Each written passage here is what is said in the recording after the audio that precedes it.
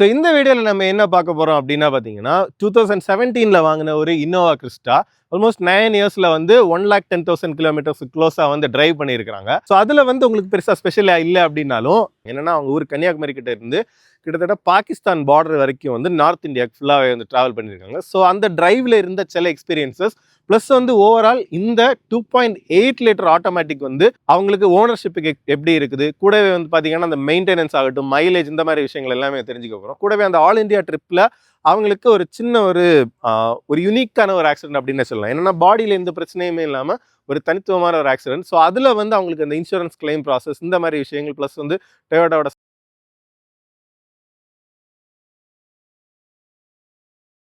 நமக்கு அந்த இன்சூரன்ஸை பேஸ் பண்ணியே வந்து நம்ம தெரிஞ்சுக்க வேண்டிய, நம்ம கற்றுக்க வேண்டிய சில விஷயங்களை வந்து அவங்கள்ட்ட கேட்டு தெரிஞ்சுக்கலாம். நீங்கள் பார்த்துருக்கிற சக்கரம் கார்ஸ் அண்ட் பைக்ஸ் ஒருவேளை நம்ம சேனலை நீங்கள் ஃபஸ்ட் டைமாக பார்க்குறீங்க, இல்லை சப்ஸ்கிரைப் பண்ணாமல் பார்த்துருக்கீங்க அப்படின்னா மறக்காமல் சப்ஸ்கிரைப் பண்ணிட்டு பெல் ஐக்கானை ப்ரெஸ் பண்ணிக்கோங்க. அப்போ தான் ஃபியூச்சர் அப்டேட்ஸ் எதுவுமே உங்களுக்கு மிஸ் ஆகாது.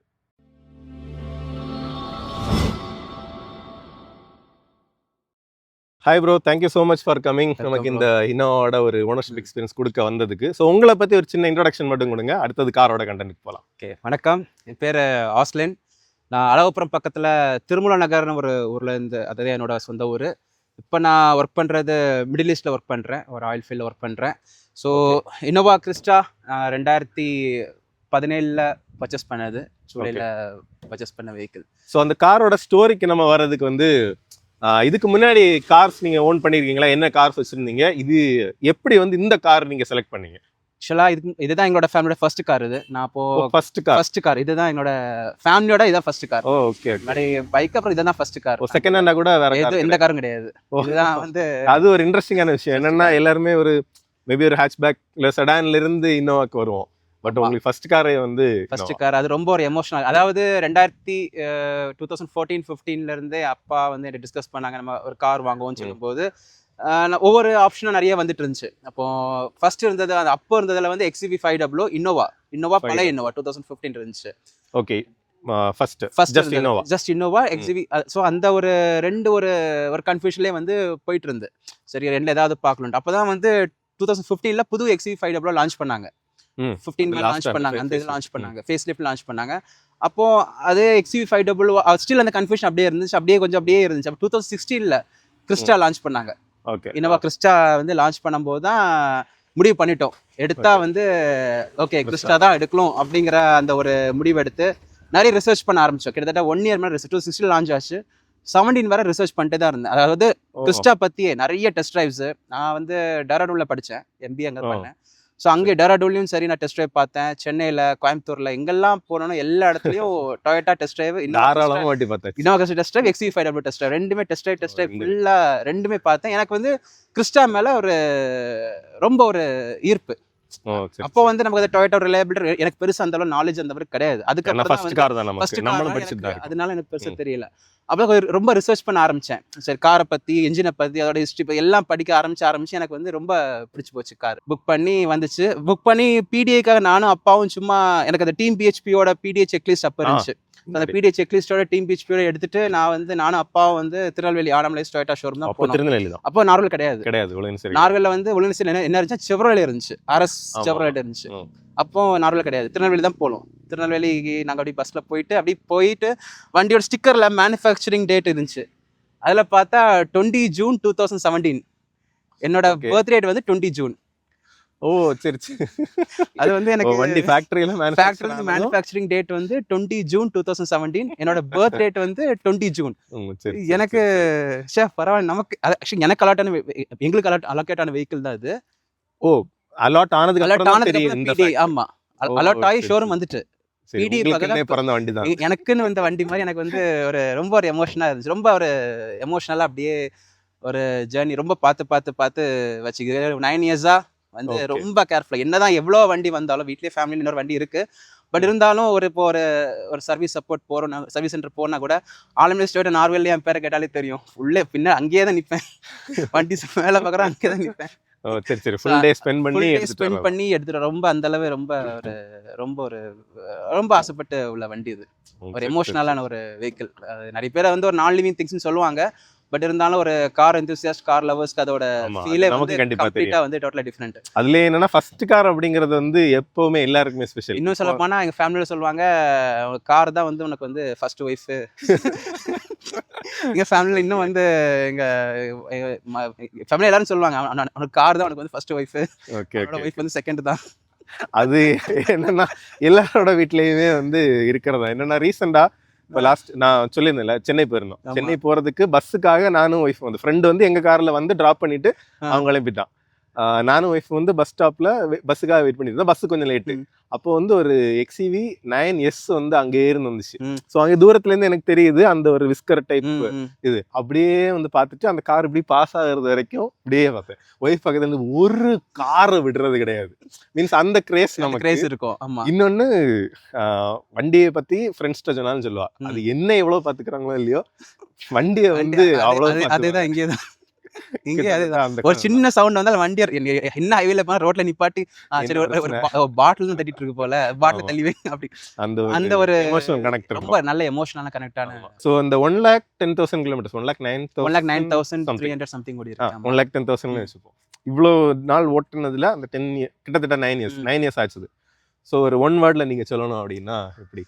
ஒன் வேர்ட்ல சொல்லணும்னா உண்மையிலே வந்து ஃபர்ஸ்ட் காரே வந்து ஒரு நல்ல ஒரு பெஸ்ட்டாக அப்படியே இருக்கு. எனக்கு வந்து பெஸ்ட் கார் அப்படிங்கிறத சொல்லலாம். என்னதான் இப்போ கரண்ட் ஜென்ரேஷன் என்னதான் இப்போ இன்னோவா ஹை கிராஸும் சரி என்ன ஜென்ரேஷன் கார் வந்தாலும் இந்த 2.8 ஆட்டோமேட்டிக் ஃபார்ச்சுனர் என்ஜின் 2.8 ஆட்டோமேட்டிக் இந்த வெஹிக்கிள் உள்ள அந்த ஒரு இது வந்து இன்னும் கிடைக்காது. நம்ம என்னதான் கோடி ரூபாய் கொடுத்தாலும் இந்த கார் திருப்பி நான் வாங்க முடியாது. செகண்ட் ஹேண்ட்ஸ்ல கிடைக்கலாம் மேபி, பட் வாங்க முடியாது. நல்ல கம்ஃபர்டான காரு. ஆனால் வந்து தேர்ட் ரோ கம்ஃபர்ட் வந்து சொல்ல மாட்டேன், பட் மற்ற இடத்துல வந்து நல்ல ஒரு கம்ஃபர்டான காரு, ரொம்ப பவர்ஃபுல்லான காரு, நல்ல எஃபிஷியண்டான காரு, செலவு கம்மியாக வைக்கிற காரு, இந்த மாதிரி நிறைய விஷயம் ரொம்ப ஒரு பெஸ்ட்டான கார். நம்ம வந்து பெர்ஃபார்மன்ஸ் பேஸ் கிடையாது. நான் அவ்வளோ ஸ்பீடில் நம்ம போக மாட்டோம். 100, 105 அவ்வளோதான். அது ரெஸ்பான்சிபிலிட்டி கூட ஸ்பீட் வந்து ஆட்டோமேட்டிக்கா கம்மியாயிட்டு தான் இருக்கு. அதான் அவர் நம்ம பேசிட்டு இருக்கும்போது சொன்னார், நான் ஸ்போர்ட் மோடே இந்த 9 வருஷத்துல 1-2 நாள் தான். ஆமா, 2 ஏதாவது அது என்னன்னா ஹைவேல வந்து நானும் பொறுமையா தான் போயிட்டு இருப்பேன். வேணுன்ட்டு எவனாவது பக்கத்துல வந்து வம்பு இழுப்பானுங்க. சரி தள்ளி போன்னு சொல்லி ஸ்போர்ட் மோட போய் தள்ளி போயிட்டு ஒதுங்கிடுவேன். நீ போடாடே. அப்ப இந்த டைம் மட்டும் தான் ஸ்போர்ட் மோட் யூஸ் பண்றேன். ஸ்போர்ட் மோட் ஹைவேலயும் நார்மல் மோட், ஈகோ மோடும் கிடையாது, ஸ்போர்ட் மோடும் கிடையாது. நார்மல்ல என்ன மோட் இருக்கோ அப்படியே தான் ஸ்மூத்தா போயிட்டு இருக்க வேண்டியதான். சோ இப்போ என்னன்னா நீங்க பேசிட்டு இருக்கும்போது தான் எஃபிஷியன்சியுமே நல்லா இருக்கு அப்படின்னு சொன்னீங்க. அதுல என்னன்னா அன்னைக்கு 2.4 இருந்துச்சு, 2.8 இருந்துச்சு. அன்னைக்கு இதுல இன்னொன்னு என்னன்னா 2017 அப்படின்னு பார்க்கும்போது இப்போ நம்ம ஒரு 2020 கோவிடுக்கு அப்புறம் தான் பாத்தீங்கன்னா எல்லாருமே வந்து ஆட்டோமேட்டிக் வாங்கணுமா மேனுவல் வாங்கணுமான கன்ஃபியூஷனுக்கே நிறைய பேர் வந்தாங்க. அன்னைக்கு நீங்க ஆட்டோமேட்டிக் எடுக்கிறதுக்கு ரீசன் இருக்கா? இன்னொன்னு ஃபர்ஸ்ட் கார் அப்படிங்கும்போது 2.4 இருக்குது. அதுல கொஞ்சம் ஹையர் கொஞ்சம் ஒரு மைலேஜ் வந்து தியரட்டிக்கல் எக்ஸ்பெக்ட் பண்ணலாம். ஆனா பிராக்டிகலி நீங்க சொல்றத வச்சு ரெண்டுமே ஒரே மைலேஜ் தான் கிட்டத்தட்ட கொடுக்குது. அப்ப நீங்க அதுல வந்து 2.8 போனதுக்கும் ஆட்டோமேட்டிக் போனதுக்கும் ஏதாவது ரீசன் இருக்கு? ஆக்சுவலி ஃபர்ஸ்ட் இது வந்து டாப் எண்ட் எடுக்கணும்னு வீட்டில் அப்பா பேசிக்கிட்டாங்க. ப்ளஸ் வந்து அப்பாவுக்கு வந்து ஆட்டோமேட்டிக் தான் எடுக்கணும்னு அப்பாவுக்கு அவங்களோட டிரைவ் ஆட்டோமேட்டிக் இருக்கிறது. எனக்கு அந்த டைம் நான் வண்டி பழகினதெல்லாம் மேனுவல் தான். அப்போ ஆட்டோமேட்டிக் பெருசா அப்போ கிடையாது, 60 கிடையாது. கிறிஸ்டால் இன்னோவால தான் ஃபர்ஸ்ட் இந்த ஒரு MPVல ஃபர்ஸ்ட் ஆட்டோமேட்டிக் கொண்டது. இதுவும் XUV 500. இதுக்கு முன்னாடி XUV 500 இருந்துச்சு. ஓகே, அது லான்ச் பண்ணாங்க 2015 லான்ச் பண்ணாங்க சொன்னோம்ல. அதுவும் சேம் AC-னோட சேம் கியர் பாக்ஸ் லான்ச் பண்ணாங்க. சோ அதுலயும் ஆட்டோமேட்டிக் தான் இது பண்ணோம், இதுலயும் ஆட்டோமேட்டிக் தான் வந்து அப்பா வந்து ஆட்டோமேட்டிக் தான் நம்ம எடுக்கணும் அப்படிங்கிற அந்த ஒரு இதுல வந்து சொன்னாங்க. சரி, எனக்கு அந்த 2.8 ஹையர் சீசன் என்னைக்குமே வந்து அந்த டிஸ்பிளேஸ்மெண்ட்னு சொல்லுவாங்க, டிஸ்பிளேஸ்மெண்ட் சொல்லுவாங்கல்ல. ஸோ எனக்கு 2.8ல வந்து கிரேஸ் இருந்துச்சு. ஏன்னா அப்போ Ford Endeavour 3.2 அந்த மாதிரிலாம் இருக்கும்போது சரி ஆல்மோஸ்ட் 2.8 கொண்டு வருவோம்னு சொல்லிட்டு எனக்கும் 2.8 மேலே ஒரு கிரேஸ் அதில் தான் எடுத்தேன். ப்ளஸ் எனக்கு அது எடுத்தது வந்து எனக்கு ஒரு அட்வான்டேஜாகவும் எனக்கு இருந்துச்சு. நீங்கள் ஃபியூல் எஃபிஷியன்சி நீங்கள் சொன்னீங்க, அதில் எதில் அட்வான்டேஜ் இருக்குன்னா இப்போ 6th ஸ்பீட் இருக்கிறனால நமக்கு வந்து அது என்கேஜ் ஆகும். 6 ஸ்பீட் என்கேஜ் ஆகும்போது உங்களுக்கு 100 கிலோமீட்டர் ஸ்பீட் RPM வந்து அப்படியே 1400 போயிடும், 1500 1600 RPM போயிடும், செட்டில் ஆயிரும். இதுவே நீங்க 2.4 எடுத்துக்கிட்டீங்கன்னா 5th கியர்ல வந்து ஸ்டாப் பண்ணிடும். 5th கியர் இருக்கும்போது 2050 RPMல 100ல நிக்கும். ஸோ இப்போ ஹையர் RPM போகும்போது எஃபிஷியன்சி வந்து கம்மியாகும். இதுலேயே வந்து என்ன பண்ணணும்னா இதுல ஒரு ட்ரிக் இருக்கு. அதாவது 6 ஸ்பீட் வந்து என்கேஜ் ஆகாது, 100 கிலோமீட்டர் என்கேஜ் ஆகாது, 130 மேல தான் என்கேஜ் ஆகும். அப்படிதான் ஈஸியாக டியூன் பண்ணி வச்சிருக்காங்க. ஓகே ஓகே, நான் அது அந்த ஒரு லாங் போகும்போது செக் பண்ணி 130 மேலே தான் ஆட்டோமேட்டிக்காக என்கேஜ் ஆகும். நீ என்கேஜ் பண்ண என்ன பண்ணணும்னா லைட்டாக ஆக்சிலேட்டர் ரிலீஸ் பண்ணிட்டு கொடுக்கலாம். ஓகே, நம்ம பவர் தேவையில்லை எனக்கு அப்படிங்கறத மாதிரி ECM வந்து மாடுலேட் ECM வந்து நம்ம மாடுலேட் பண்ற மாதிரி வரும். இப்போ நான் ஹைவேல ஃப்ரீ ரோட்ல இருக்குன்னு வச்சுக்கோங்களேன். அப்போ வந்து 90ல போயிட்டு இருக்கும்போது என்ன பண்ணுவேன்னா ஆக்சுவலி ரிலீஸ் பண்ண 6 கியர் என்கேஜ் ஆகும். என்கேஜ் ஆகும்போது அதுக்கப்புறம் லைட்டா கொடுத்து அப்படியே க்ரூஸ் பண்ணிட்டே இருக்கும்போது மைலேஜ் நல்லா வரும். இதுல க்ரூஸ் கண்ட்ரோல் இருக்குதா? க்ரூஸ் கண்ட்ரோல் நான் பெருசா யூஸ் பண்ணது. நான் வந்து இந்த இந்தியா ட்ரிப்ல போகும்போது எக்ஸ்பிரஸ் வேல மட்டும் தான் யூஸ் பண்ணேன். நம்ம ஊர் ரோட்ல யூஸ் பண்ணுவேன். பட் என்ன பிரச்சனைனா 100ல போகும்போது திடீர்னு ஒரு ஏத்த வரும்போது RPM சொயிங்கன்னு ஏறும். RPM மாடுலேஷன்ஸ் இருக்கும். ஸோ அது இருக்கும்போது ஃபியூல் எஃபிஷியன்சி அடி வாங்குது. அதுவும் அடி வாங்குது. ப்ளஸ் வந்து கண்ட்ரோலுக்காக கிடையாது, அந்த ஃபியூல் எஃபிஷியன்சி அடி வாங்குது. திடீர்னு RPM ஏறும். அது என்ன பண்ணுதுன்னா அந்த 100 கீப் பண்றதுக்காக பவர் புஷ் பண்ணும். அது நம்ம வந்து ஸ்லோவா கிராஜுவலா கொடுப்போம். இது வந்து ஸ்வைங்னு RPM ஏறும். அது என்னன்னா ஆக்சுவலி சில விதங்கள நமக்குமே ஒரு ஷாக் வரும். ஆமா, ஒரு மாதிரி திடீர்னு RPM இன்க்ரீஸ் ஆகுது, டக்குனு டிராப் ஆகும்போது அந்த டார்க்ல ஒரு புஷ் கிடைக்கும். சோ இதுல வந்து ஜெனரலா இப்போ நம்ம ரொம்ப தூரம் வந்து அந்த சர்வீஸ் எக்ஸ்பீரியன்ஸ் எப்படி இருக்கு அப்படிங்கறது வந்து ரொம்ப டீடைலா போகல.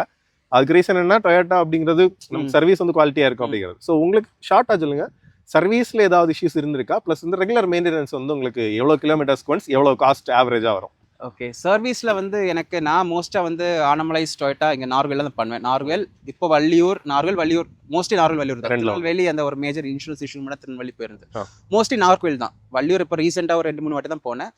ஆனமலை சவுத் சைடில் வந்து எனக்கு சர்வீஸில் எந்த பிரச்சனையும் கிடையாது. சர்வீஸ் டெக்னீஷியன்ஸும் சரி, நல்ல ஒரு சப்போர்ட், எந்த ஒரு ப்ராப்ளமும் வந்து கிடையாது.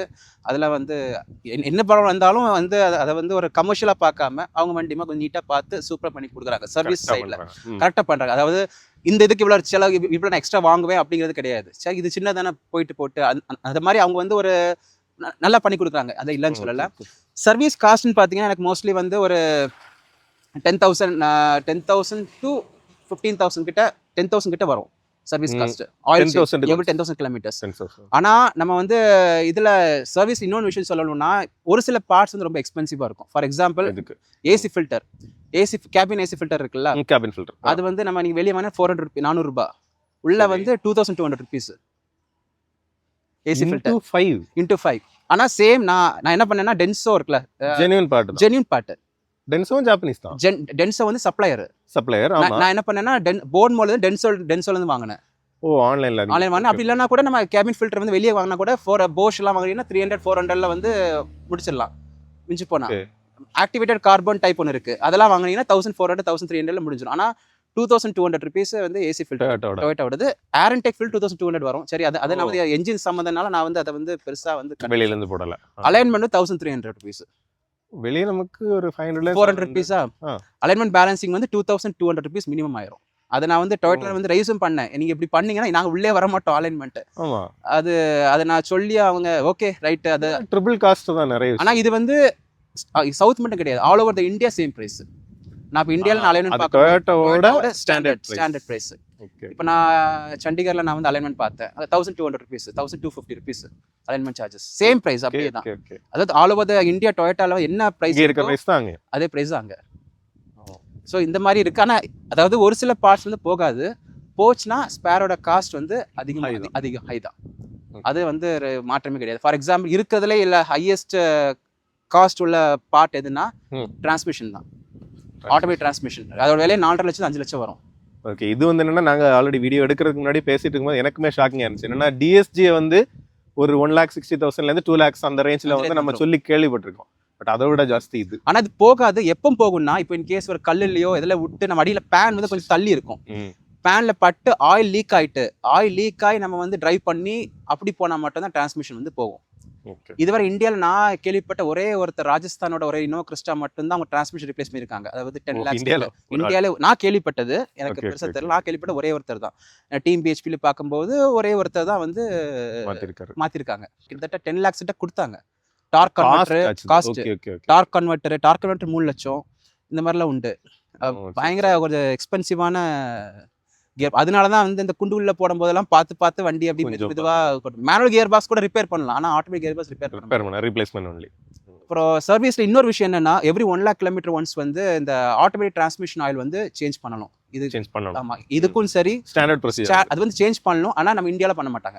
இந்தியாவில் என்ன சொல்லுவாங்கன்னா சீல்டு ஃபார் லைஃப்னுபாங்க. நீங்க இந்தியாவில் வந்து ஒரு ஃபார்ச்சுனர் ஆட்டோமேட்டிக்கும் சரி ஒரு எல்லாம் same gear box 1860E gear box தான். 4x4 60F வரும், அவ்வளோ. ஆனால் சேம் கியர் பாக்ஸ் தான். Same gear box. ஆனால் ஆயிலை மாற்றுறதுக்கு வந்து நீங்கள் பெங்களூரில் கேட்டாலும் சரி, எங்கேயுமே மாற்ற மாட்டாங்க. ஏன்னா அது வந்து ஒரு ரிஸ்கியான இதுன்னு நினைப்பாங்க. ஆனால் சீல் ஃபார் லைஃப் கிடையாது. எவ்ரி 80,000 கிலோமீட்டர்ஸ் நீங்கள் வந்து ஆயில் சேஞ்ச் பண்ணி தான் ஆகணும். ஓகே. அது சேஞ்ச் பண்ணுறதுக்குன்னு ஒரு தனி ப்ரொசீஜர் இருக்கிறனால தான் அந்த ரிஸ்க் யாரும் எடுக்க மாட்டாங்க. ஏன்னா அது சேஞ்ச் பண்ணுறதுல ஆயில் அதிகமாக ஊற்றக்கூடாது, ஆயில் கம்மியாக இருக்கக்கூடாது, கரெக்டாக இருக்கும். அதுக்கு வந்து ஓபிடியில் வந்து அங்கே வந்து டிரான்ஸ்மிஷன் டெம்பரேச்சர் பார்ப்பாங்க. ஒரு 50 to 60 டிகிரி டெம்பரேச்சர் இருக்கும். வேற அந்த ஓவர்ஃப்ளோ அந்த ட்ரெயின் பண்ணுறப்போ ஃபில் பண்ணி அந்த ஓட்டும் போது அந்த ஒரு டெம்பரேச்சர் மெயின்டைன் பண்ணணும். ட்ரெயின் பண்ணுறது ஓவர்ஃப்ளோ பிளக், அதாவது ஓவர்ஃப்ளோ பிளக் தனியாக இருக்கும். அதுலேருந்து ஆயில் சொட்டு வரலாம். இந்த மாதிரிலாம் அவங்க எஸ்ஓபி இருக்குது. ஓ சரி சரி. நான் அதை மாற்றினேன். நான் வந்து ஆனமலைஸ் டொயோட்டா நார்வேலில் மட்டும் தான் மாற்றினேன். நார்வேலில் வர்கீஸ்னு ஒருத்தர் டெக்னீஷியன் ஒருத்தர் இருந்தார். அவர் நீட்டாக பண்ணி கொடுத்தாரு. அவருக்கு மட்டும் வேறு யாருமே எனக்கு வந்து பெருசாக எனக்கு வந்து சொல்லலை. கேரளாலையும் நான் கேட்டேன், கரெக்டாக ஸ்பெக்குலட் எஸ்ஓபியில் படி எப்படி பண்ணணுமோ அது மாதிரி எனக்கு வந்து அவர் பண்ணி கொடுத்தாரு. எனக்கு அது பண்ணதுக்கு அப்புறம் நல்ல டிஃப்ரென்ஸ் இருக்குது. ஆனால் அது மாற்றாமல் 3 லட்சம் கிலோமீட்டர் ஓடணும் இன்னோவா நான் பார்த்துருக்கேன். அதில் ஷிஃப்டர் வந்து கொஞ்சம் ஹார்டாக இருக்கும். ஓகே. ஷிஃப்ட் பண்ணும்போது கொஞ்சம் ஹார்டாக உங்களுக்கு தெரியும். அதை கியர் ஷிஃப்ட் ஆகும்போது உங்களுக்கு வந்து கொஞ்சம் இழுத்து ஷிஃப்ட் ஆகிற மாதிரி இருக்கும். ஓ சரி சரி. அந்த சீம்லெஸ்ஸாக வந்து ஷிஃப்ட் ஆகாம கொஞ்சம் ஏற்கனவே டார்க் மட்டும் கொஞ்சம் அந்த ஒரு லேக் இருக்கும். டிஎஸ்டி மாதிரி குயிக்காக ஷிஃப்ட் ஆகாது. பட் அந்த ஒரு நீங்கள் ஆயில் மாற்றினதுக்கு அப்புறம் நல்ல டிஃப்ரென்ஸ் எனக்கு வந்து நல்லாவே தெரிஞ்சு. 6,400 rupees ஆச்சு ஆயில் மாற்றுறது எனக்கு. ஓகே. அதில் கொஞ்சம் ஒரு பண்ணலாம், அவ்வளோதான். 1 lakh kilometers ஒன்ஸ் வந்து அதை வந்து பண்ணி தான் ஆகணும். நான் பண்ணேன். சர்வீஸ் காஸ்ட்டை பொறுத்தவரை அந்த 10,000 வந்து நீங்கள் எக்ஸ்பெக்ட் பண்ணி தான் ஆகணும். மினிமம் 10,000. ஆமாம். நான் வந்து என்ன பண்ணுவேன்னா ஒரு சில இதெல்லாம் எக்ஸ்ட்ரா போடுவாங்க. அதாவது இந்த ஏர் ஃபில்டரு, ஏசி ஃபில்டர் கிளீனிங்கு, அது இந்த மாதிரி இந்த டீ கிளாஸ் எல்லாம் போடுவாங்க. அதெல்லாத்தையும் நான் கட் பண்ணி விட்டுருவேன். ஓ சரி சரி. அதே எனக்கு எதுவுமே வேண்டாம் அப்படின்னு சொல்லிடுவேன். ஸ்ட்ரிக்டாக முதல்ல சொல்லிடுவேன். அதனால எனக்கு வந்து 10 to 12 நான் வந்து மெயின்டைன் பண்ணுற மாதிரி வரும் எனக்கு. ஸோ ப்ரோ, இதில் நம்ம நிறைய வந்து பாசிட்டிவான விஷயங்களுமே வந்து பார்த்துட்டோம். என்னதான் இருந்தாலும் ஒரு வெஹிக்கிள் அப்படிங்கும்போது எவ்வளோ ஒரு லேவலாக இருந்தாலும் சின்ன சின்ன இஷ்யூஸ் வந்து ஓனர்ஷிப்பில் வரும். அந்த மாதிரி என்ன இஷ்யூஸ் நீங்கள் ஃபேஸ் பண்ணீங்க? ஏதாவது ஃபேஸ் பண்ணியிருக்கீங்களா? ப்ளஸ் வந்து அல்லாமல் வந்து ஜென்ரலாக இன்னோவா இந்த கிறிஸ்டா இன் ஜெனரல் வந்து இதெல்லாமே வந்து இந்த வண்டிக்கு கொஞ்சம் யூனிக்காக ஆக்சுவலி இஷ்யூஸ் இருக்குது, மீன்ஸ் ஷார்ட் பண்ணுற அளவுக்கு அப்படிங்கிற மாதிரி ஏதாவது உங்களுக்கு ஃபீல் ஆகுதா? இப்போ நான் இஷ்யூஸ் வரும்போது நான் ஆக்சுவலி 3 இஷ்யூஸ் வண்டி லான்ச் ஆன டைமில் வந்து நிறைய பேர் வந்து 3 இஷ்யூஸ் கிட்ட ஒரு 3 இஷ்யூஸ் மேலே ஃபேஸ் பண்ணாங்க. அதில் ஜென்ரலாக ஃபேஸ் பண்ணாங்க. அதில் நான் வந்து 2 இஷ்யூ நான் ஃபேஸ் பண்ணேன். ஜென்ரலாக ஃபேஸ் பண்ண 3 இஷ்யூன்னு சொன்னீங்கன்னா, ஃபர்ஸ்ட் ஒன் வந்து டயர் பர்ஸ்ட். 2016 லான்ச் ஆகும்போது அவங்க டாப் எண்ட் Z வேரியன்ட் 2.4 சரி 2.8 சரி 17 inch லான்ச் பண்ணாங்க. ஓகே. அது டயர் பிராண்ட் ஞாபகம் இல்லை. 17 inch டயர்ல என்ன ஆச்சுன்னா, நிறைய பேருக்கு வந்து ஹைவேல போகும்போது சரி ஒரு குண்டுல டம்னு விட்டும்போது டயர் வந்து வெடிச்சிரு. டப்புன்னு கிராக் ஆயிட்டு வெடிச்சிடும். அந்த லோ ப்ரொஃபைல் டயர் பிளஸ் வந்து டயரோட குவாலிட்டி வந்து கம்மி இனிஷியல் பேட்ச்ல. ஸோ அப்போ என்ன பண்ணாங்கன்னா 2017 வரும்போது எல்லா GVZ Z எல்லாத்துக்குமே வந்து 16 inch போட்டாங்க. அதில் தான் நாங்கள் அந்த லாட்டில் எங்களுக்கு கிடைச்சி 16 எங்களுக்கு கிடச்சிச்சு. அந்த லாட்டில் எங்களுக்கு 16 inch கிடச்சிச்சு. ஆனால் அது எனக்கு நான் அந்த இஷ்யூ ஃபேஸ் 16 inch நல்லா தான் இருக்குது, இல்லைன்னு சொல்லலை. ஏஸ்தட்டிக்காக பார்க்கும்போது 17 inch நல்லா இருக்கும் பார்க்க. எனக்கு உண்மையில அது மேலே ஒரு கிரேஸு. ஆனால் ரைட் கம்ஃபர்ட்னு பார்க்கும்போது 16 inch வந்து நல்லா இருக்குங்கிறது நிறைய பேர் சொல்கிறாங்க. சேஞ்ச் பண்ணாதீங்கன்னு கொஞ்சம் நல்லா சைடு வால் ஹையாக இருக்கிறனால. ஏன்னா இது 205 65, அது 215 55. ஸோ அதனால வந்து மாற்றாதீங்கன்னு தான் எனக்கு நிறைய பேர் அட்வைஸ் பண்ணுறாங்க. சரின்னு சொல்லி நானும் அதை அப்படியே மேனேஜ் பண்ணி அப்படியே வந்து இருக்கேன். எனக்கு அதை ஃபேஸ் பண்ணல. ரெண்டாவது விஷயம் என்னன்னா, ஸ்டீரிங் வந்து வாபிள் ஆகுது பிரேக் பிடிக்கும்போது. ஸ்டீரிங் என்ன ஆகும்னா, இப்போ 120 மேலே நீங்கள் போனீங்கன்னா ஸ்டீரிங்கை வந்து அதாவது பிரேக் அடிக்கும்போது கர்ன்னு ஸ்டீரிங் வந்து வாபிள் ஆகும். ஆமாம் ஸ்டீரிங். ஆமாம் இல்லை அந்த மொத்த ஸ்டீரிங் ஆடும். அது வந்து நீங்கள் யூடியூப்ல நிறைய வீடியோஸ் இருக்கும். அவங்க டொயோட்டா என்ன பண்ணாங்கன்னா ஸ்கிம் பண்ணாங்க. அந்த ரோட்டார் பேரை வந்து ஸ்கிமிங் பண்ணாங்க. நிறைய பேருக்கு ரோட்டாரே சேஞ்ச் பண்ணாங்க. வாரண்ட் இருக்கிறனால எனக்கு நான் ஃபேஸ் பண்ணேன். ஸோ என்ன ஒரு வாட்டி வாபிள் ஃபேஸ் பண்ணேன், ஸ்கிமிங் பண்ணாங்க. அதுக்கப்புறம் எனக்கு இதுவரை வரல. ரோட்டார் வந்து ஸ்டில் நியூ தான். வண்டியில் வாங்கினா அதே ரோட்டார் தான் இருக்குது. ரோட்டார் நான் ஒரே ஸ்கிமிங் பண்ணேன். அது ஒரு இஷ்யூ இருக்குது. இன்னொரு மேஜர் இஷ்யூ நானும் ஃபேஸ் பண்ணது என்னன்னா, டயர் வந்து side wear, one side wear. ஒரு சைடுனா நீங்க சைடு டயர்ஸ் அப்படினு சொல்றீங்களா, இல்ல ஒரு டயர்ல சைடு? அதாவது ஃப்ரண்ட் டயர்ல ரெண்டு சைடும் நீங்க பாத்தீங்கன்னா சைடு தேயும், அவுட்டர் சைடு ஷோல்டர் தேயும்.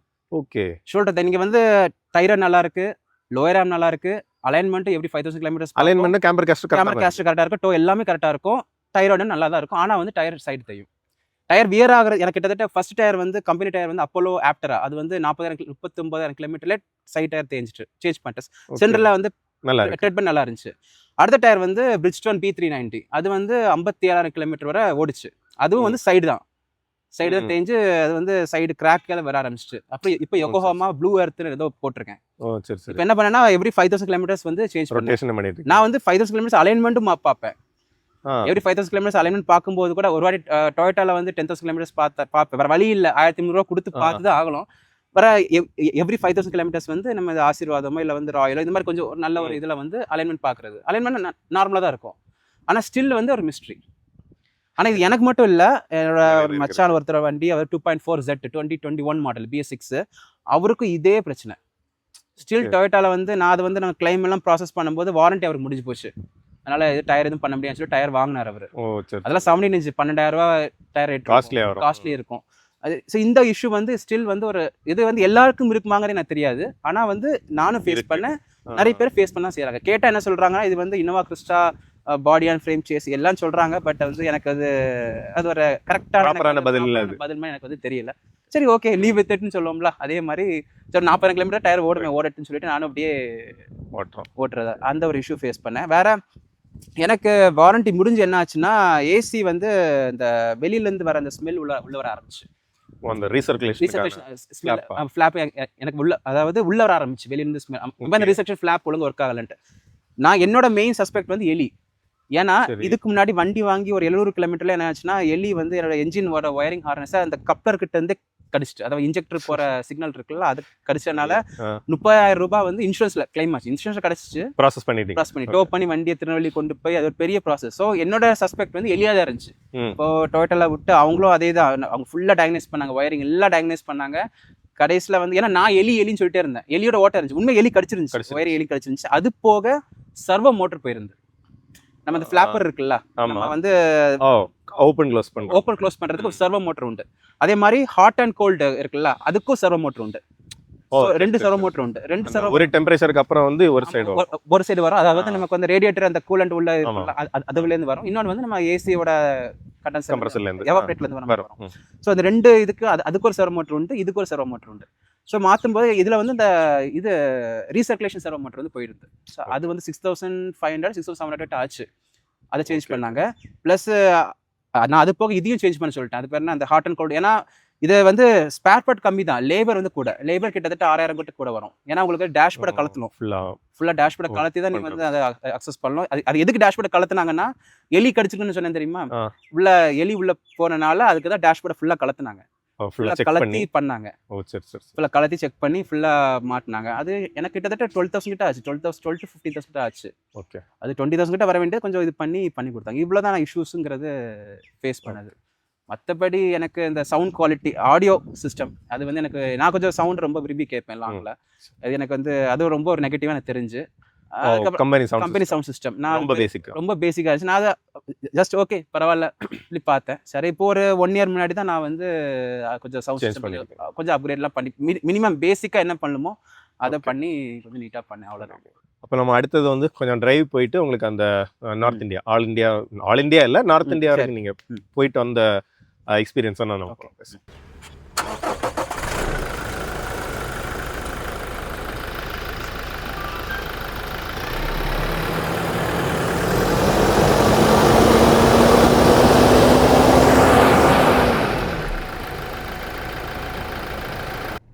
ஓகே ப்ரோ, இது வரைக்கும் நம்ம வண்டியை பற்றி மீன்ஸ் ஜென்ரல் மெயின்டெனன்ஸ் அந்த மாதிரி விஷயங்கள் எல்லாமே பேசிட்டோம். ஸோ இப்போ வந்து இன்னோவா அப்படின்னாலே ஒரு யூனிக்கான ஒரு கம்ஃபர்ட் ஆக்சுவலி. அது 100% ஏன்னா பாடி ஆன் ஃப்ரேம் அப்படிங்கும்போது அந்த ஒரு ரகட் நேச்சர் அதுக்கு அண்டர்பின்னிங்காக இருக்குது. அதை தாண்டி ஒரு யூனிக்கான கம்ஃபர்ட் வண்டியில் உண்டு. உங்களுக்கு ஃபேமிலியில் எல்லாருமே வந்து என்ன ஃபீல் பண்ணுறாங்க, உங்களுக்கு கம்ஃபர்ட் எப்படி இருக்குது ஓவரால்? ஆக்சுவலாக இப்போது நாங்கள் வண்டி நான் ஃபேமிலியில் இப்போ நானும் ஒய்ஃப் மட்டும் தான் இருக்கிறோம். அம்மா அப்பா இப்படி இருப்பாங்க. மோஸ்ட்லி நானும் ஒய்ஃப் தான் மோஸ்ட்லி ட்ராவல் பண்ணுறது. ஓகே, ஸோ இப்போ நாங்கள் 2 பேர் ட்ராவல் பண்ணுறதை விட 4 பேர் ட்ராவல் பண்ணோம்னா கம்ஃபர்ட் வந்து இன்னும் ஜாஸ்தியாக இருக்கும். அதாவது அந்த சஸ்பென்ஷனோட அப்போ தான் அதோட ஆக்ஷன், அந்த பாடி அண்ட் ஃப்ரேமுக்கு வந்து அப்படியே அமுங்கும் போது அது ஆக்ஷன் நல்லா இருக்கும், ஃப்ரீயாக இருக்கும். 2 பேரோட அந்த 4 பேர் போகும்போது அந்த கம்ஃபர்ட் நல்லாவே தெரியும். ஏன்னா டிஃபால்ட்டாக வந்து அவங்க பாடி வெயிட்டை கண்ட்ரோல் பண்றது மாதிரி ஸ்டிஃபா கொடுத்துருப்பாங்க. வெயிட் வரும்போது தான் அந்த ஆக்ஷன் நல்லா இருக்கும். உண்மையா நல்லா ஒரு குஷனிங் நல்ல எஃபெக்ட் கொடுத்து நல்லா இருக்கும். அது நல்லாவே ஃபீல் ஆகும் டிஃப்ரென்ஸு. கம்ஃபர்ட் வைஸ் வந்து நாங்கள் 2 பேர் இப்போ லாங்கெல்லாம் போயிட்டு வந்தோம். இப்போ நான் நிறைய மோஸ்ட்லி இந்த ஹைவே ட்ரிப்ஸ் தான் அடிப்போம். கம்ஃபர்ட் வைஸ் வந்து அதாவது நல்லா இருந்து. அதாவது இன்னொரு விஷயம் என்னன்னா ஏர் ப்ரெஷர் வந்து ஒரு மெயின் இஷ்யூ ப்ரோ. மெயின் வந்து நமக்கு வந்து கொஞ்சம் கண்ட்ரோல் பண்ணணும்னா இன்னும் கம்ஃபர்ட் வந்து எதிர்பார்க்கலாம். இப்போ நிறைய பேர் என்ன பண்ணுவாங்கன்னா ஏர்ல வண்டியில வந்து 40 வைக்கலும்பாங்க, ஏர் ப்ரெஷர் கம்மியாக கூட 37 வைக்கலும்பாங்க, 35 வைக்கலும்பாங்க. அப்படி வச்சோம்னா நமக்கு வந்து வண்டி உதறும், ஒரு மாதிரி துள்ளி போற மாதிரி வண்டி இருக்கும். எனக்கு அப்படி ஃபீல் ஆச்சு. கம்பெனி சஜஸ்டட் பிஎஸ்ஐ 33 வந்து 2 பேர் போகும்போது, ஃபுல் லோட்ல போகும்போது 33 ஃப்ரண்ட், பேக் 2 35. சோ பேக்ல தான் ஜாஸ்தி, பேக்ல ஜாஸ்தியா வைக்கணும். நம்ம நார்மல் கார்ஸ்க்கு நேரா ஆப்போசிட் வைப்பீங்க. நீங்க வந்து ஃப்ரண்ட்ல நம்ம 37 40 எல்லாம் வச்சோம்னா வண்டி மாதிரி குதிச்சு வண்டி ஒரு மாதிரி போகும். கண்ட்ரோல் ஃபுல்லா, ஸ்டேபிலிட்டி ஃபுல்லா இருக்கு, ஒரு மாதிரி இருக்கும். நமக்கு வந்து ரைட் கம்ஃபர்ட் வந்து பெருசா என்ஜாய் பண்ண முடியாது. இது இந்த கார் மட்டும் கிடையாது, எந்த கார்னாலும் சரி ஒரு 33 அந்த ரேஞ்ச் நீங்க வச்சோம்னா நம்ம வந்து நல்ல கம்ஃபர்ட் வந்து இருக்கலாம். தேர்ட் ரோ வந்து நீங்க சொல்லுங்க, வீட்ல யூஸ் பண்றதுக்கு அவங்களுக்கு கம்ஃபர்டபுளா இருக்குதா எல்லாருக்கும், இல்ல நீங்க 7 பீப்புளா வந்து போகும்போது அந்த கம்ஃபர்ட் வந்து யாராவது ஃபீட்பேக் கொடுத்துருக்காங்களா? அப்புறம் ஆக்சுவலி தேர்ட் ரோ பார்க்கும்போது இப்போ அந்த டைம் நான் வண்டி வாங்கின டைம்ல இப்போ XCV 500 இருந்துச்சு, அப்புறம் பழைய இன்னோவா இருந்து வேற ஜைலோ இதெல்லாம் இருக்கு. அதில் கம்பேர் பண்ணும்போது ஜைலோ நல்லா ஸ்பேஷியஸா இருக்கும், நல்லா இருக்கும் தேர்ட் ரோ. ஆனா வந்து பெஞ்ச் மாதிரியே தான் சூப்பரா இருக்கும் ஜைலோ. உண்மையிலே தேர்ட் ரோ வந்து அவ்வளோ அருமையா இருக்கும். பழைய இன்னோவாவும் நல்லா தான் இருக்கும். அதுக்கப்புறம் இன்னோவா கிறிஸ்டா XCV 500 கம்பேர் பண்ணும்போது இன்னோவா கிறிஸ்டா சூப்பரா தான் இருந்துச்சு. ஃபோர்ட் எண்டவர், ஃபார்ச்சூன் கம்பேர் பண்ணும்போது உட்காரலாம். ஆனா வந்து லாங் உட்கார, இப்போ நான் பின்னாடி உட்கார்ந்துருக்கேன், எனக்கு அந்த அளவு ஓகே மேனேஜ் பண்ற மாதிரி இருந்துச்சு. ஹை கிராஸ் வந்ததுக்கு அப்புறம் ஹை கிராஸ்ல நான் உட்காரும் போது எனக்கு வந்து கம்ப்ளீட்டா டிஃபரன்ஸ் தெரிஞ்சு தேர்ட் ரோ. ஓகே, ஹை கிராஸ்ல வந்து எனக்கு பிடிச்ச விஷயம் தேர்ட் ரோ மட்டும் தான். கொஞ்சம் ஒரு 5 ஹவர்ஸ் இடத்துலாம் போயிட்டு வரும்போது 5 ஹவர்ஸ் உட்கார்ந்தேன். அதே 5 ஹவர்ஸ் இதுல உட்கார முடியாது. ஏன்னா உங்களுக்கு வந்து அந்த பெஞ்ச் வந்து என்னன்னா கீழே இருக்குமோ கால் முட்டி தூக்கிறது மாதிரி இருக்கும், மேல ரொம்ப நீசப்பா இருக்கும், ரொம்ப நீசப்பா இருக்கும் ஒரு மாதிரி. ஓகே இருக்கலாம், மேக்ஸிமம் 2 பேர் உட்காரலாமே தவிர ரொம்ப ஒரு கம்ஃபர்ட் வந்து எனக்கு பர்சனலா எனக்கு வந்து ஃபீல் ஆகல. மேபி கிட்ஸுக்கு வந்து இருக்கலாம். இன்னொரு கம்ஃபர்ட் என்னன்னா, இப்போ 5 பேர் போறீங்கன்னா பின்னாடி பெட்டை போட்டு படுத்து தூங்கிடலாம். நானும் படுத்து தூங்கிருக்கேன் சென்னை போகும்போது, தம்பி ஓட்டிட்டு போனா நான் பின்னாடி வந்து ஒரு தலையணை மட்டும் வச்சுட்டு அப்படியே படுத்து கால் நீட்டி போட்டு படுத்து தூங்கினேன். அந்த மாதிரி வேணா பண்ணலாமே தவிர ஓகே கிட்ஸுக்கு வந்து மேனேஜ் பண்ணலாம். மற்றபடி பெரிய அடல்ட்ஸ் எல்லாம் லாங் டிரைவுக்கு போக முடியாது. இப்போ நார்வல் இருந்து மார்த்தா நார்வல் ட்ரிவாண்ட்ரம் போறா கூட ஓகே தான், அதுவே வந்து கால் வலிக்க ஆரம்பிக்கும். அப்படிதான் ஃபேமிலியில் சொல்லுவாங்க, அது கஷ்டம் தான். ஆனா இந்த சென்டர் ரோ வந்து சான்ஸே இல்லை. அதுதான் உங்களுக்கு வந்து ட்ரே டேபிள் இருக்கு, பிளஸ் மேல வந்து ஆம்பியன் லைட்டிங், மேல ரிங் லைட்டிங் மாதிரி ஆம்பியன் லைட்டிங் வரும், டிஃபால்ட் கம்பெனில வரும். இதுலயும் ஃப்ரண்ட்ல வரும், இதுலயும் ஆம்பியன் லைட்டிங்ஸ் இந்த மாதிரி வரும். சோ இந்த மாதிரி எக்ஸ்பீரியன்ஸ் செகண்ட் ரோக்கு சூப்பரா இருக்கும். செகண்ட் ரோக்கும் ஃபர்ஸ்ட் ரோக்கும் சூப்பரா இருக்கும். அது வந்து அது அடிச்சுக்கவே முடியாது. ஒரு ராஜா மாதிரி அப்படி உட்காந்துட்டு போலாம். அண்டர் பாடியில கல்லு ஹிட்டான ஒரு இஷ்யூ சொன்னீங்க. ஸோ அதை பத்தி ஜஸ்ட் நமக்கு சொல்லுவோம். என்னன்னா நம்ம இன்ட்ரோடக்ஷன்லேயே சொல்லியிருந்தோம் இன்சூரன்ஸ்ல ஒரு யூனிக்கான எக்ஸ்பீரியன்ஸ் அவங்களுக்கு இருக்குது அப்படிங்கிறத. இன்சூரன்ஸ் டீட்டெயில் நம்ம இன்னொரு வீடியோல செகண்ட் பார்ட்ல வந்து தனியாக பேசுவோம். பட் இதுல வந்து என்ன நடந்துச்சு, எப்படி ரெக்டிஃபை பண்ணாங்க அப்படிங்கிறத மட்டும் அந்த சர்வீஸ் எக்ஸ்பீரியன்ஸ் உங்களுக்கு எப்படி இருந்துச்சு? ஓகே, ஆக்சுவலி என்னன்னா ட்ரிப் எல்லாம் போயிட்டு வரும்போது, அதாவது நம்ம என்னதான் நாசர்னு சொல்லுவாங்க, அதாவது கண்ணு பட்டுன்னு சொல்லுவாங்கல்ல, அந்த மாதிரி நடந்தான்னு தெரியல. போயிட்டு ரிட்டர்ன் நல்ல ஊர் பக்கம் நடந்துச்சு. ரிட்டர்ன் வரும்போது நம்ம நார்வல் கிட்ட வடசேரியிலேருந்து சரி ஆப்டா மார்க்கெட்ல இருந்து இந்த புத்தேரி போகிற ரோடு, அது ஒரு ரிலேஷன் வீட்டு போகிறதுக்காக அந்த வழியாக போனோம். போகும்போது என்ன ஆச்சுன்னா, லெஃப்ட்ல வந்து ரோடு நடந்துன்னா அந்த காங்கிரீட் வந்து அப்படியே கீழோடி இருந்து, கீழேனா அந்த காங்கிரீட் இல்லாம மண்ணா இருந்து அதுல ஒரு கல் மாதிரி வச்சிருந்தாங்க. அது எதுக்கு வச்சாங்கன்னு எனக்கு தெரியல. கல் சும்மா வெளியே வச்ச கல் உள்ள விழுந்து நடந்துச்சு. நான் ஒரு 80 வந்துட்டு இருந்தேன், லெஃப்ட்ல தான் வந்துட்டு இருந்தேன். அதுவும் காலைல நைட்டு ஃபுல்லா ஓட்டிட்டு ஹைதராபாத்ல இருந்து கண்டினியூஸா ஓட்டிட்டே வந்துட்டு இருந்தேன். அப்படியே வந்துட்டு இருந்தேன்னா அது கவனிக்கல, அந்த குழியில விட்டுட்டு பிரேக் அடிச்சேன். அந்த உள்ள கல் வந்து டம்முன்னு வந்து கீழே அங்க ஸ்டீரிங் காலம் டம்முன்னு ஒரு சவுண்ட் கேட்டுச்சு. சவுண்ட் கேட்டு தெரிச்சு நல்லா ஆமா டம்முன்னு சவுண்ட் கேட்டு, ஏன்னா வந்து இன்னும் வண்டி ஜம்ப் ஆகல, ஏன்னா நம்ம ஸ்பீடை குறைச்சிட்டேன். அந்த இது கிட்ட வந்ததும் ஸ்பீடை 60 கிட்ட வந்துட்டேன். ஆனா வண்டி ஜம்ப் ஆகல. கிட்ட வந்ததும் இந்த கல்லு பட்டு அந்த ஃப்ரண்ட்ல ஒரு கிராஸ் பார் இருக்கும், அதாவது நம்ம லோயர் ஆர்ம் அந்த அலைன்மெண்ட் கேம்பர் கேஸ்ட் உட்கார இடத்துல ஒரு நடுவில் ஒரு கிராஸ் பார் இருக்கும். கிராஸ் பார் தெரியுதா? இதுக்கு அது கீழே நல்ல கிராஸ் பார் வருது. இந்த ஃப்ரேம்ல உட்கார டைம் ஒரு இடத்துல அதுல சென்டர்ல வந்து டென்ட் ஆச்சு. ஓ சரி லைட் டென்ட் தான், அது பெருசா அலைன்மெண்ட் இதாகல, டென்ட் ஆச்சு. வேற ஸ்டீரிங் காலம் இங்க இருக்குல்ல, மேல ஸ்டீரிங் ரேக் இங்க இருக்குன்னா இந்த கீழே தள்ளி உள்ள இருக்கு, அதுல பட்டு ஆயில் எவ்வளோ லீக் ஆச்சு. சைடில் ஸ்டீரிங் ரேக்குக்கு பின்னாடி நம்மளுக்கு அது வீடியோவில் காட்டுற பின்னாடி இருக்கும், அதுல பட்டு ஸ்டீரிங் ரேக்ல பட்டு கல்லு நேரா வீல்ல பட்டு அலாய் உடஞ்சிட்டு, அலாய் கிராக் விழுந்துட்டு. அலாயில் ஏன்னா கல்லு ஏறி அலாய் கிராக் விழுந்துட்டு. சரி நல்ல ஒரு ஊர் பக்கம் இருந்தனால அப்புறம் நான் டயர்லாம் மாற்றி அப்புறம் வண்டி எடுக்கிறேன். வண்டி ஸ்டீரிங் ஒர்க் ஆகல, அதாவது ஆயில் எவ்வளோ போயிட்டு, ஹைட்ராலிக் ஆயில் ஃபுல்லா வந்து எம்டி ஆயிட்டு.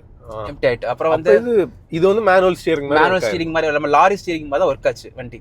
அப்படியே வண்டி அப்படியே எடுத்துட்டு போயிட்டு அப்படியே நேரா அங்கேருந்து ஒரு 15 கிலோமீட்டர் தான் நான் வீட்டுக்கு எடுத்துட்டு போயிட்டேன். அதுதான் நான் பண்ண தப்பு. அதை நம்ம இன்சூரன்ஸ்ல வந்து பேசுவோம். நான் வண்டியை நான் எடுத்துட்டு போயிட்டு நான் வந்து சாட்டர்டே அன்னைக்கு மண்டே காலையில் வள்ளியூர் வந்து ஃபோன் பண்ணி சொன்னேன் இந்த மாதிரி. சரி ஃபோட்டோலாம் எடுத்துக்கோங்க அப்படின்னா ஃபோட்டோ எடுத்து வச்சுட்டேன். வீடியோ ஃபோட்டோலாம் எடுத்து வச்சு நேராக போயாச்சு. போயிட்டு ஆயில ஊற்றி தான் போனேன். ஆயில வாங்கி ஊற்றி போனேன். ஏன்னா பம்ப் வந்து இன்சூரன்ஸ் கிடைக்கும். Hydraulic oil. ஏன்னா ஸ்டீரிங் பம்ப் வந்து ஆயில் இல்லாமல் ட்ரெயின் ஆச்சுன்னா பம்ப் போயிடும். பம்போட விலை 56,000 அது இன்சூரன்ஸ் கிளைம்ல கிடைக்காது. 56,000 அந்த பம்போட விலை மட்டும். ஸ்டீரிங் ரேக்கோட விலை 40,000. சரின்னு சொல்லிட்டு நான் ஆயில ஊற்றி அது கிட்டத்தட்ட கொஞ்சம் தூரம் போனேன். அப்புறம் மறுபடியும் ஆயில் ட்ரெயின் ஆச்சு. மறுபடியும் ஆயில ஊற்றி வள்ளியூர் ஷோரூம் கொண்டு வந்தது. அதுக்கப்புறம் அது ஒரு இன்சூரன்ஸ் ப்ராசஸ் வந்து அவங்க என்ன பண்ணாங்கன்னா வள்ளியூர்ல வந்து என்கிட்ட கேட்டாங்க, அந்த கிராஸ் பார் பெண்ட் ஆயிருக்கு, ரிப்பேர் பண்ணணுமா? ஏன்னா வந்து ரிப்பேர் பண்ணுவோம் ரீப்ளேஸ் ஆகுறது நமக்கு தெரியல. ரிப்பேர் பண்றது நமக்கு இங்க கிடையாது, திருநெல்வேலி தான் உண்மைன்னு சொன்னாங்க. அப்போ ஏன்ட்ட என்ன சொன்னாங்கன்னா, வண்டி டோ பண்ணி கொண்டு போயிருங்க, நீங்க டிரைவ் பண்ணாதீங்க, ஏன்னா நம்ம இன்சூரன்ஸ் கிளைம் ரிஜெக்ட் ஆயிரும். லாங் கிலோமீட்டர் கொஞ்சம் கூட டேமேஜ் ஆகும் நமக்கு வந்து, பிளஸ் கிளைம் ரிஜெக்ட் ஆக சான்சஸ் இருக்கு. சரி நானும் வந்து டோவிங் வண்டி வந்து 5,000 கிட்ட ஆச்சு. திருநெல்வேலிருந்து வந்தாங்க. டோவிங் வண்டியில் அவங்க கொடுத்து அவங்க வந்து வண்டியை வந்து உள்ள கொண்டு போயிட்டு டோவிங்ல வண்டி இறக்கி அவங்க பார்த்துட்டு கேட்டாங்க, வெல்டிங் பண்ணலாம், ஆனால் நம்ம வந்து ஃபர்ஸ்ட் மெஷர்மெண்ட் செக் பண்ணி பார்ப்போம். மெஷர்மெண்ட்ல வந்து டீவியேஷன் இருந்துச்சுன்னா நம்ம வந்து வெல்டிங் பண்ணி வந்து நமக்கு யூஸ் இல்லை, சேஸை ரீப்ளேஸ் பண்ற மாதிரி இருக்கும். சேஸோட விலை வந்து 2.5 lakhs கிட்ட சொன்னாங்க, 2.5 லட்சம் சேஸோட விலை. ஸோ நான் வந்து சரி ஓகே நம்ம சேஸை ரீப்ளேஸ் பண்ற ப்ராசஸ்க்கே போயிடுவோம் அப்படின்னு நான் சொன்னேன். சரி பரவாயில்ல இன்சூரன்ஸ் கிளைம் தானேன்னு சொல்லிட்டு நானும் சொன்னேன், ஓகே நோ ப்ராப்ளம் மாற்றிருங்க சேஸ். அப்போ அவங்க வந்து எல்லாத்தையும் கலத்தி, அதாவது பாடியெல்லாம் கலத்தி மெஷர்மெண்ட் சர்வேயர் முன்னாடி, இன்சூரன்ஸ் சர்வேயர் முன்னாடி மெஷர் எடுக்கும்போது அந்த ரீடிங்ல மைனர் டீவியேஷன் இருந்துச்சு. எனக்கு டொயோட்டா பொறுத்த எனக்கு பிடிச்ச விஷயம் என்னன்னா, சின்ன டீவியேஷன் தான் என்ன பண்ணுவாங்கன்னா அவங்க வந்து ரிப்பேருங்கிறது இதுக்கே பேச்சே கிடையாது, ரீப்ளேஸ்மெண்ட் தான். அது நீங்க ரிப்ளேஸ் பண்றது கரெக்டா ஃபிக்ஸ் பண்ணணும். அதே மாதிரி இப்போ இன்சூரன்ஸ் இல்லைன்னா அது வேற கதை. இன்சூரன்ஸ் இருக்கிறனால என்ன சொன்னாங்கன்னா, இன்சூரன்ஸ் சர்வேரே சொன்னாங்க இது வந்து ரீடிங் டிவியேஷன் இருக்கு. ஏன்னா இன்சூரன்ஸ் சர்வேருக்கு அவங்களுக்கு ஒரு சார்ட் இருக்கு. அந்த சார்ட்ல வந்து இவ்வளவு ரீடிங் மேல இருக்கும்போது சேஸ் ரீப்ளேஸ் பண்ண கொடுத்துருவாங்க. ஏன்னா நமக்கு அந்த 2 பார் இருக்கும்ல, அது வந்து கொஞ்சம் லைட்டா விலகினா கூட அந்த ஒரு மைனர் ரீடிங் வந்து டிஃபர் ஆகும். மொத்தத்தில் வண்டியோட ஸ்டெபிலிட்டி சேஞ்ச் ஆகும். உங்களுக்கு டயர் ஒன் சைட் தேய ஆரம்பிக்கும். அது வந்து உடனே தெரியாது, லேட்டரா வந்து தெரிய ஆரம்பிக்கும். அப்போ என்ன சொன்னாங்க, சேஸ் மாத்தணும்னு சொன்னாங்க. அப்போ சேஸ், ஸ்டீரிங் ரேக்கு, கீழோட ஸ்டீரிங் ரேக்கு சேஞ்ச் பண்ணாங்க. வேற எனக்கு வந்து இது ட்ராக்ஷன் கண்ட்ரோல் லைட் ஏரிய ஆரம்பிச்சிட்டு. அது ஏன் ஏரிய ஆரம்பிச்சுன்னா, அது எனக்கு அந்த ஸ்டீரிங் ரேக்ல பட்டனால, ஏன்னா நமக்கு வந்து என்னதான் இது வந்து ஹைட்ராலிக் ஸ்டீரிங்கா இருந்தாலும் அந்த நம்ம ஸ்டீரிங் கீழே வந்து ஒரு சென்சார் இருக்கும், கிளாக் ஸ்ப்ரிங் கீழே. அந்த சென்சார் எதுக்குன்னா நமக்கு இந்த வெஹிக்கிள் ஸ்டெபிலிட்டி கண்ட்ரோல் வந்து அதுக்கான ஒரு சென்சார். அது அந்த ஓவர் ஸ்டீர் அண்டர் ஸ்டீர் ஆகிறதுக்காக சென்சார் இருக்கும். அந்த சென்சார் வந்து அதுவும் வந்து எரர் காட்ட ஆரம்பிச்சிட்டு, அது அலைன்மெண்ட் இஷ்யூனா எரர் காட்ட ஆரம்பிச்சிட்டு பட்டனால. ஸோ அதையும் ரீப்ளேஸ் பண்ணாங்க, கிளாக் ஸ்ப்ரிங் கூட ரீப்ளேஸ் பண்ணாங்க. மொத்தமாக கிட்டத்தட்ட 3 லட்ச ரூபா பில்லு. அதில் நான் கிட்டத்தட்ட 50,000 கிட்ட பே பண்ணேன். நம்ம அது இன்சூரன்ஸ் பற்றி நம்ம அடுத்து சொல்லும்போது நான் உங்களுக்கு அது சொல்கிறேன் தெளிவா. ஸோ ஆனால் எக்ஸ்பீரியன்ஸ் உண்மையாக நல்லா இருந்து, சர்வீஸ் எக்ஸ்பீரியன்ஸ் வந்து டாப் கிளாஸ்னு சொல்லலாம். ஏன்னா ஆனமலைஸை பற்றி நான் சொல்லணும்னா, எனக்கு வந்து ஃப்ரெண்ட்ஸ் வந்து கோயம்புத்தூர் ஈரோடு இருக்காங்க. அவங்களும் சொல்லும்போது வந்து எனக்கு அந்த அளவு சாட்டிஸ்ஃபைட் இல்லைன்னு சொல்கிறாங்க, நிறைய எனக்கு இஷ்யூவாக இருந்திருக்கு அப்படின்னு. ஆனால் எனக்கு இந்த ஆனமலை சவுத், எக்ஸ்பெஷலி நம்ம நாகர்கோயில், வள்ளியூர், திருநெல்வேலி இதை கம்பேர் பண்ணும்போது ரொம்ப ஃபர்ஸ்ட் கிளாஸாக இருந்தது. உண்மையாக திருநெல்வேலியில எனக்கு வந்து பேச்சின்னு தான் ஒருத்தர் சர்வீஸ், அதாவது இந்த பாடி ஷாப் மேனேஜர், இந்த பேச்சு கணபதினு ஒருத்தர் இருந்தார். வள்ளியூரில் வந்து ஜெயபாண்டியன் சார் ஒருத்தர். ஸோ இவங்க எல்லாருமே வந்து சப்போர்ட்ல தான் எனக்கு வந்து இது நடந்துச்சு. வள்ளியூர் ஜெயபாண்டியன் ஸ்ட்ரெயிட் ஃபார்வர்டா எனக்கு வந்து நீட்டாக பண்ணி கொடுத்தாங்க. முக்கியமாக பேச்சும் சரி, கணபதியும் சரி, வேற சர்வீஸ் அட்வைசர் ஒருத்தர் இருந்தார். ஸோ எல்லாருமே சரி நீட்டாக பண்ணி கொடுத்தாங்க. அவர் என்ன சொன்னார்னா, அந்த பேச்சுலாம் சொன்னார், ஏன் வண்டியுமே நான் பார்த்து பண்ணி கொடுக்கேன்னு சொன்னார். அவர் இன்னொரு கார்த்திக்னு ஒரு சர்வீஸ் டெக்னீஷியன் இருந்தார் அங்கே உள்ளவர்.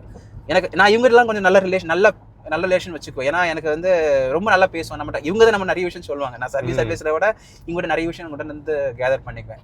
கூட நின்னேன், அதாவது அவங்க வந்து சேஸை அசம்பிள் பண்ணும்போது நான் கூட நின்னேன்.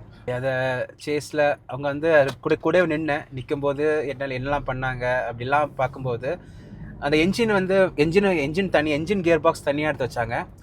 எல்லாமே தனித்தனியாக, என்ஜின் கியர் பாக்ஸ் தனி, பாடி தனியாக இருக்கும், என்ஜின் கியர் பாக்ஸ் மட்டும் தனியாக இருக்கும். வேறு சஸ்பென்ஷனு, இந்த லோயர் ஆர்ம் இதெல்லாமே தனித்தனியாக இருந்துச்சு. ஸோ எல்லாத்தையும் ஃபிக்ஸ் பண்ணாங்க. ஃபிக்ஸ் பண்ணும்போது நான் ஒரு விஷயம் நோட்டீஸ் பண்ணேன், டர்போட ஏர் இன்டேக் வந்து க்ளீனாக இருந்து.